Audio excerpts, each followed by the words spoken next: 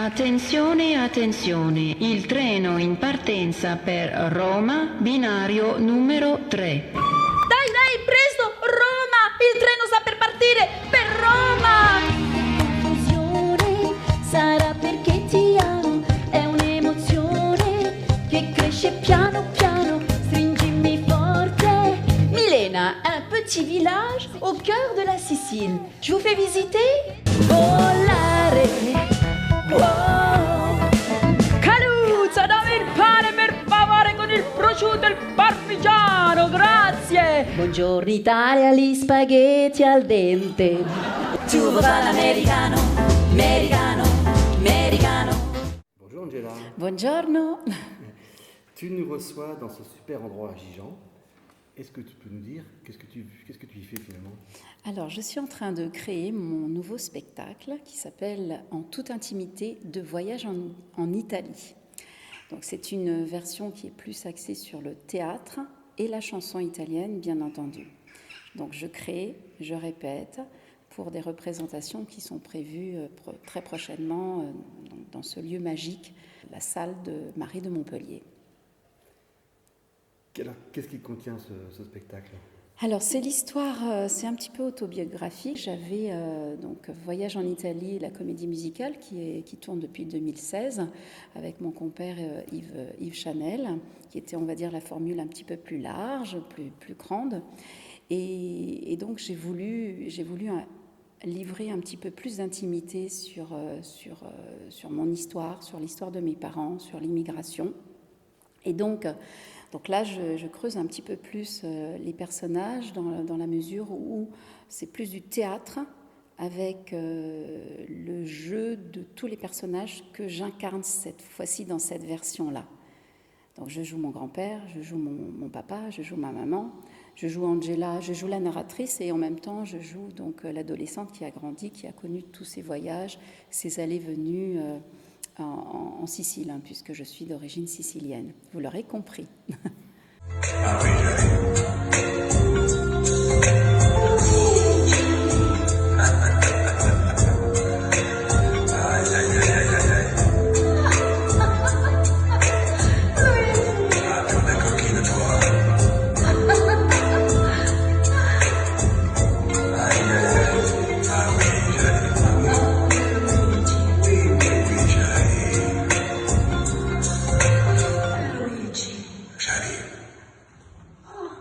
Alors, quelle forme il prend ce spectacle? C'est de la chanson, du théâtre, du jeu, la mélange? Alors c'est un mélange, je dirais, avec pour moi une grosse intensité de théâtre, en émotion, avec des passages qui sont assez forts, parce que l'histoire raconte vraiment tous ces Italiens qui sont arrivés dans les années 50 en France, qu'est-ce qu'ils sont venus faire avec cet espoir d'avenir pour les enfants, pour leurs enfants, donner un avenir. Donc il y a des passages qui sont très saisissants. Et puis autour de ça, donc j'ai enveloppé avec toutes les chansons, une grosse partie des chansons italiennes populaires que l'on connaît, qui vont faire dérouler ce voyage. Buongiorno e benvenuti. Voilà, je m'appelle Calogero, mais tout le monde m'appelle Caluzza. Voilà. Nous sommes en 1950 en Sicile, à Milena, mon petit village. Oui, pas très loin d'Agrigento et de l'Etna. Voilà. Alors, j'ai 30 ans et je ne suis toujours pas mariée. Et ça c'est pas normal. Ça, c'est ma photo, c'est moi. Voilà. Domani, je vais la donner à Giuseppe, qui va la donner à Salvatore, qui va la donner à Paolino pour l'emmener à la famille Amico. Ils ont un fils à marier qui s'appelle Carmelo, voilà. Alors, j'espère qu'il va me choisir et qu'il va aimer ma photo, parce que nous n'avons ni mythique ni Adoptamec, alors speriamo, voilà. Ecco.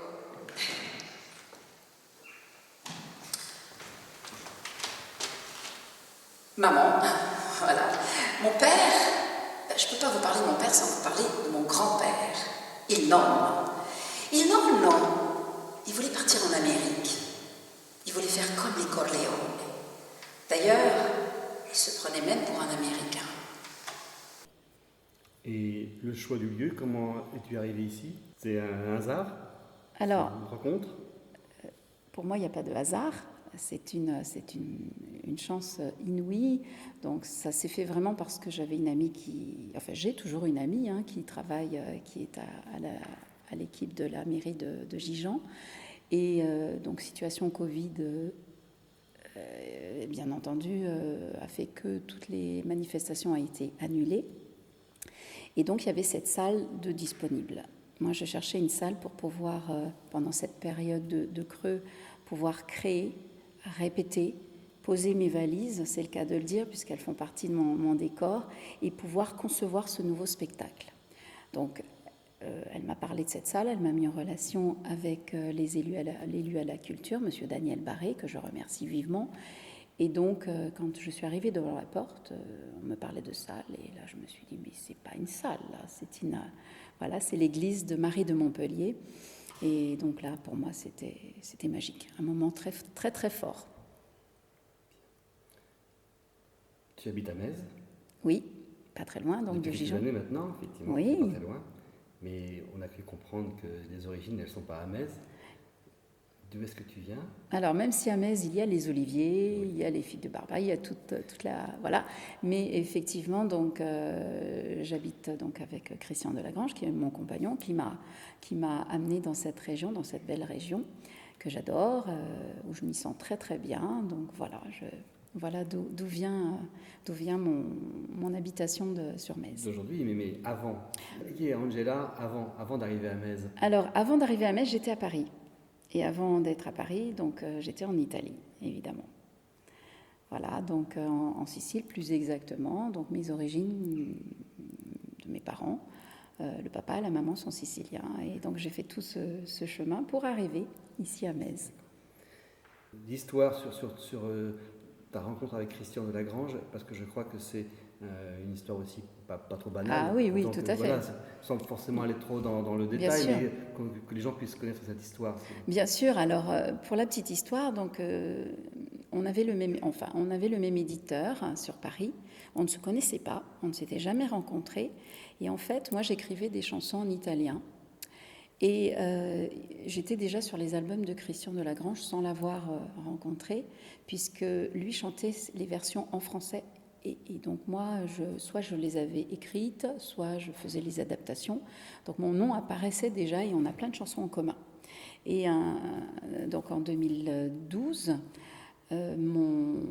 son producteur, qui était aussi mon éditeur, me demande de venir faire des séances au studio. Il y avait Christian de Lagrange qui préparait son album d'origines italiennes, les chansons, donc voilà. Et donc il devait interpréter Ti amo en français. Donc lui chantait en français et donc je devais le coacher pour la partie italienne.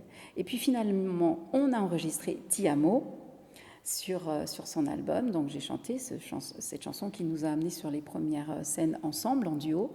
Et de là est partie toute notre rencontre. Ma rencontre avec Christian de Lagrange et puis le reste que l'on connaît, évidemment, sur une belle chanson d'amour. Voilà. On peut commencer. Et ensuite, il m'a kidnappée à Metz. Voilà, donc je vous passe les détails. Diamant, j'étais dans la peau. Je ferai tout ce qu'il faut pour effacer tes défauts. Toutes ces promesses, rien que les mots. Io ti amo e chiedo perdono. Ricordi chi sono. Ti amo, ti amo, ti amo, ti amo, ti amo. Ti amo de tout mon être, mon cœur, mon corps et ma tête. Je crains toujours tes peut-être. Dammi il sonno di un bambino che già sogna, cavalli si gira e un po' di lavoro. Fammi abbracciare una donna che stira cantando e poi... Alors, tu dis régulièrement, on entend, tes origines sont siciliennes. Quel est ton rapport maintenant à l'Italie, à la Sicile? Et est-ce que tu y retournes régulièrement? Alors, je dirais pas régulièrement, mais de plus en plus. Je suis restée quelques années où forcément la carrière artistique, etc.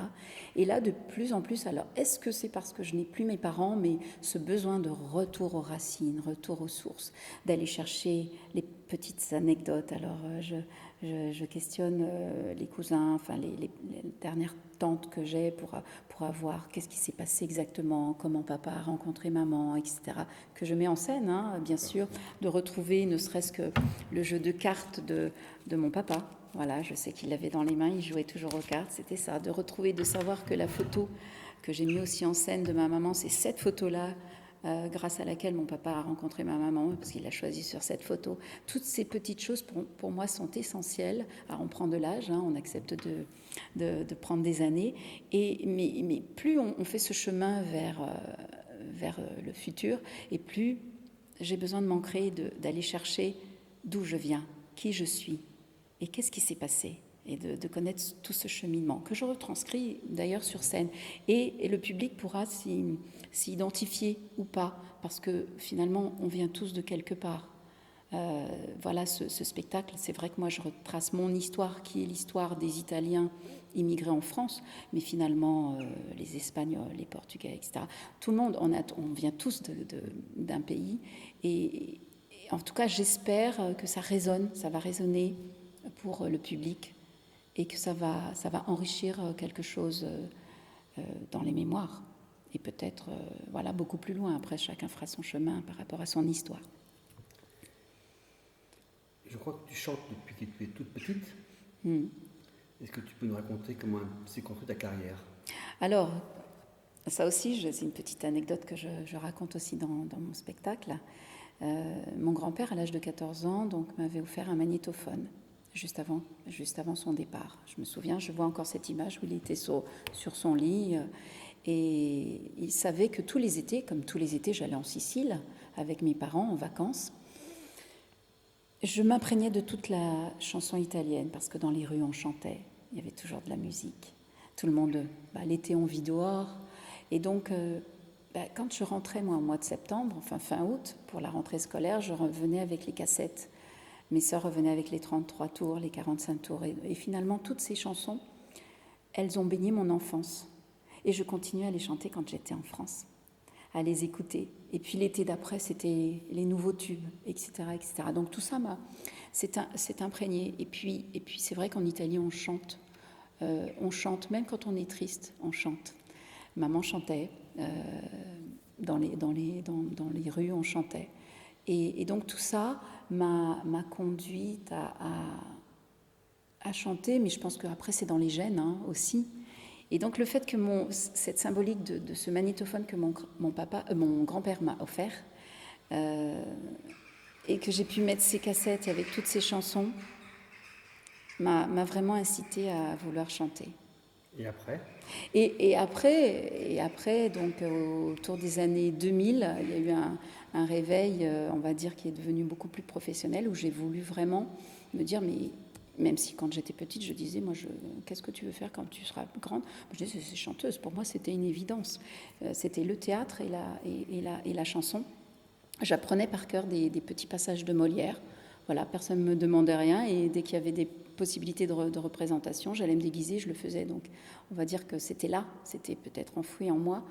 Et donc, en 2000, là, il y a eu un basculement où j'ai voulu vraiment, je veux en faire mon métier, je veux gagner ma vie avec. Donc, tout est parti de là. Avec tous les débuts, j'habitais à Nancy, j'habitais après à Paris, et puis tous les castings. La première école, c'est de faire du bal aussi, parce que ça c'est très formateur, même si c'est très difficile. Et puis tout ce cheminement, la rencontre avec l'éditeur, l'écriture aussi de chansons italiennes inédites, et puis après les rencontres, et puis à Paris tout va très vite, voilà. Et donc tout ça, ça fait 20 ans. J'ai vu aussi que tu as gagné quelques petits concours, enfin, comme ça, des petits coups de pouce Oui, complémentaires. ça forge. Qui voilà, qui Ça a participé forge. à ce genre de concours aussi. Oui, oui. Alors le tout premier, c'était Graines de Star, si on se souvient. Ensuite, il y a eu la Star Academy. Donc je ne suis pas allée très très loin, mais j'ai été sélectionnée parmi les 100 premiers. Donc ça, c'était bien. Et puis après, tous les concours, on va dire plus locaux, on va dire avec France 3 Lorraine. Il y a eu l'Est républicain. Enfin, il y a eu tous des enchaînements qui font que tout ça, c'est mis sur un CV, mais ils m'ont construite avec les hauts, les bas, toutes ces difficultés aussi, où il faut apprendre à mettre son ego de côté. Mais c'est nécessaire, c'est des passages obligatoires où on se dit, mais c'est un métier, mais ça ne se fait pas comme ça. Ça ne se fait pas du jour au lendemain, il faut travailler. Il y a le talent qui est là. C'est ce que je dis toujours aux jeunes qui veulent débuter, qui veulent commencer à faire ce métier. Il y a le star system, mais ce n'est pas tout. Il faut, pour moi, c'est une grosse partie de travail, de chance, et le talent, il est là. Et tout ça se forge avec les années, les expériences, les rencontres, les mauvaises rencontres, qui sont là aussi pour nous faire avancer. Ça, c'est mon ressenti. Et tout ça permet de dire, voilà, l'artiste, il est là. Et il va traîner toutes ses émotions il va les mettre sur la scène.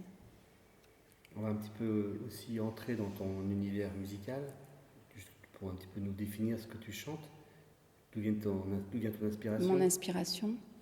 Alors moi, j'aime bien chanter, j'adore le jazz, qui n'a rien à voir avec l'Italie, même s'il y a des chansons italiennes que j'ai chantées en jazzy. J'aime tout chanter. Je suis pas fermée. Après, ceci dit, au niveau de l'inspiration pour l'écriture, la chanson italienne, parce qu'elle est très mélodieuse, m'inspire beaucoup et les idées me viennent, surtout les textes me viennent sur la langue italienne. C'est un petit peu normal parce que c'est ma langue maternelle et la mélodie m'aide beaucoup à écrire. C'est pas facile d'écrire en français. Il faut vraiment, voilà, c'est autre chose. Mais voilà, ça vient déjà en italien. C'est plus dur pour toi d'écrire en français que d'écrire en italien ? Pour moi, oui, parce qu'il faut, si on veut une belle écriture en français, voilà, alors que l'italien, ça chante tout de suite, les mots sonnent très vite, les rimes viennent plus facilement. En tout cas, voilà, pour moi, c'est plus facile comme ça. J'ai vu aussi que tu es très concernée par le grand âge, Oui. par les personnes âgées. J'ai vu aussi que tu soutenais beaucoup tout ce qui entoure la maladie d'Alzheimer.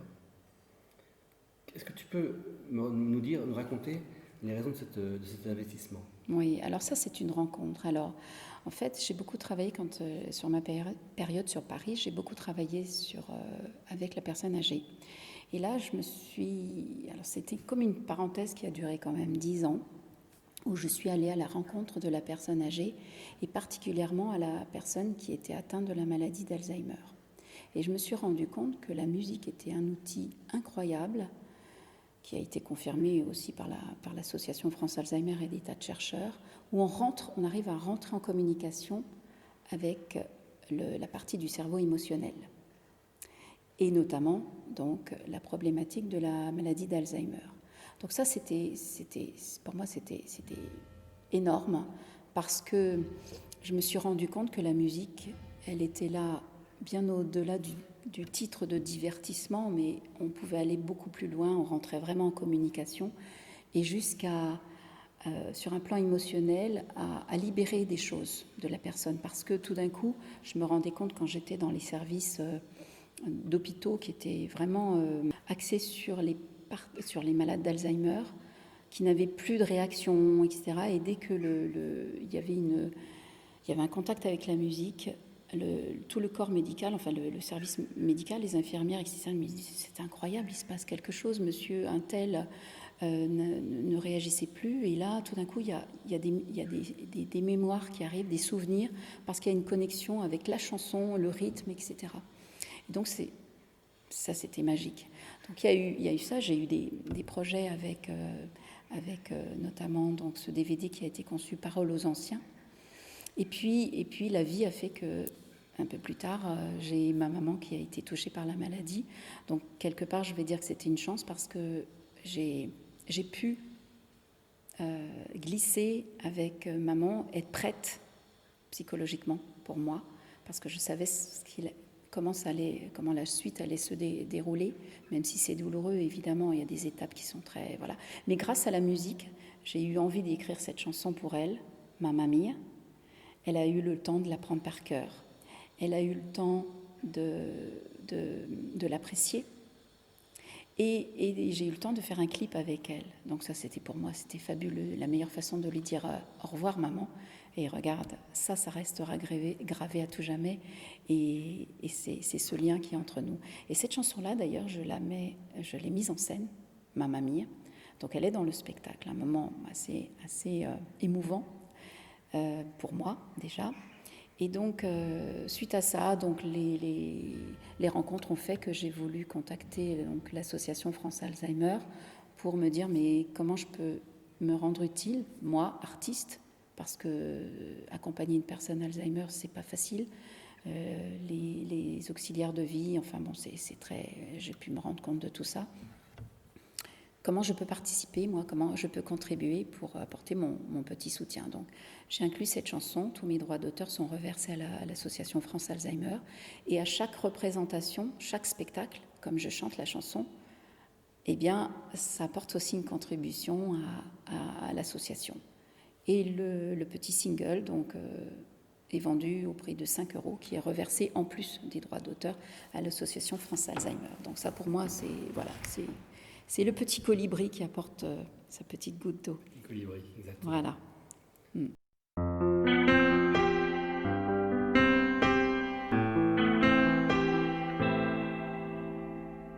Qui a le droit de t'emporter? Les jours qui passent, quand tout s'efface, pour ne pas perdre ta mémoire. Je veux pouvoir trouver l'espoir. Tu peux prendre mes yeux pour y voir encore un peu, t'accrocher à mon bras. Je serai toujours là pour toi jusqu'au bout de cette vie qui nous lie. Mamma mia, rien ne s'oubliera. L'amour ne s'en va pas. Mamma mia, maman, c'est écrit. Elle s'est donnée la vie. Plus localement, on t'a vu aussi participer à une chorale pour aider, entre autres, à la restauration de la chapelle des pénitents. Un grand moment. Je me souviens aussi d'avoir vu chanter avec l'école de musique de Metz. Oui. Pour un concert de Noël. Et la chorale de bouche à oreille. Et la chorale de bouche à oreille. Oui. Est-ce que c'est important pour toi de participer à ces événements locaux? Ah oui, bien sûr. Et tu peux me dire pourquoi c'est si important? Alors ça aussi, c'est encore une belle rencontre avec donc tous les membres de la chorale. Je les adore. Alors j'ai promis que de temps en temps j'irai les voir, participer, etc. Donc Olivier, qui est le chef de chœur, donc est venu dimanche à une de mes répétitions. On est toujours en lien, et donc ça c'est formidable. Et puis surtout pour moi c'était une première de pouvoir chanter l'Ave Maria, donc dans un lieu sacré comme ça. Donc c'était superbe. Et puis d'offrir un spectacle en plus avec toujours une raison d'aider, d'apporter quelque chose. Donc la voix qui participe pour la solidarité. Donc pour moi, c'est essentiel, évidemment. De façon plus générale, les temps sont super difficiles pour le monde de la culture. Avec ce virus qui a bouleversé tellement de spectacles. Complètement, oui. Qu'est-ce que tu pourrais, toi, dire à ce sujet-là? Alors moi, j'ai envie de dire, continuez à chanter. tous ceux qui peuvent chanter, même ceux qui n'exercent pas la profession de... Il ne faut surtout pas se couper de ça. C'est important, la culture est importante. Alors oui, effectivement, il y a des choses beaucoup plus graves qui sont en train de se dérouler dans le monde entier, évidemment, mais de ne pas se couper de cette culture de la chanson. Parce que, j'ai remarqué déjà que, en me baladant dans les rues de Pézenas, tout le monde a besoin encore d'écouter de la musique. Tout le monde a besoin de ces vibrations-là, plus que jamais. Donc il faut aussi équilibrer. Alors c'est vrai qu'on a des mauvaises nouvelles, c'est vrai qu'il y a des angoisses, c'est vrai que c'est anxiogène, c'est vrai. Mais la chanson, la culture, la musique, c'est aussi la vie. Donc il ne faut pas se couper de ça. Donc moi, c'est vrai que je l'ai fait plus on va dire, enfermée dans cette église, mais le but, c'est aussi que je puisse faire des représentations sur des petites jauges. Même avec 10 personnes, moi, ça me va très bien. Et je peux le faire tous les jours, s'il le faut, mais en respectant effectivement donc, la réglementation sanitaire. Mais on ne s'arrêtera pas. Les artistes, on doit continuer. Et j'invite même à aller aux non-artistes à devenir des artistes eux-mêmes, parce que tout le monde peut chanter, tout le monde peut s'exprimer. Alors donc, actuellement, tu es à Gijon. Oui. J'imagine que tu as des projets à venir. Est-ce que tu peux nous en dire quelques mots? Oui, bien sûr. Alors, pour Gijon, j'aurai 4 représentations, mais qui seront gérées par la ville de Gijon, puisque ça sera en privé, et donc ça sera sur invitation. Donc, je ne vais pas le gérer, je verrai pour quelques invitations. Mais mon objectif, en ayant conçu ce spectacle, qui a un caractère beaucoup plus intimiste, beaucoup plus transportable, pour des petites jauges, l'idée, c'est de pouvoir le faire partout, en tout lieu, et beaucoup plus simplement pour un public, tout en respectant donc les règles sanitaires. Donc, on va dire que c'était pas prévu, parce que ça s'était fait, ça s'était décidé en janvier, et la mise en scène, l'écriture, donc la réadaptation s'était faite en janvier-février. Mais voilà, quand le confinement est arrivé, je me suis dit, mais c'est quand même incroyable que... Voilà, donc j'ai mis en œuvre de façon à pouvoir faire cette représentation de façon beaucoup plus proche. Enfin, proche dans le sens beaucoup plus intimiste et pas forcément dans des immenses salles. Eh bien, écoute, Angela, on arrive au terme de cette rencontre. Merci de nous avoir accueillis. C'est Voilà. moi. Tu peux me dire en italien, justement, tiens. Io sono tanta contenta di ricevervi, di poter cantare, di poter giocare questo spettacolo per voi e continuare a poterlo rappresentare per voi. Grazie mille. Et en français, ça fait quoi? Alors, je suis très contente de pouvoir vous accueillir, de pouvoir vous chanter en italien, de pouvoir jouer et de pouvoir vous accueillir voilà, dans ce lieu et pour de nombreuses représentations. Merci beaucoup. Con tanto piacere, avec grand plaisir.